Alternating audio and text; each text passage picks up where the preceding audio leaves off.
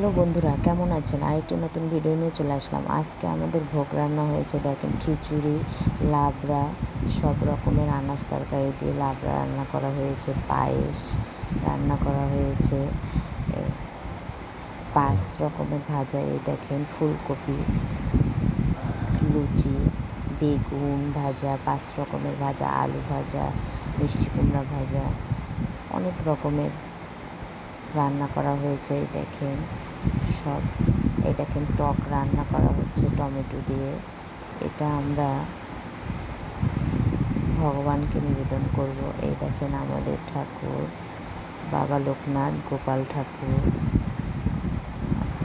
আমরা বাবা লোকনাথ, গোপাল ঠাকুরকে ভোগ নিবেদন করব। এই দেখেন সব সাজানো হয়ে গেছে। দেখেন আমরা এখন এই যে ভোগ নিবেদন করলাম। বন্ধুরা দেখেন তো সব ঠিক আছে নাকি ভোগ দেওয়া। ধন্যবাদ সবাইকে।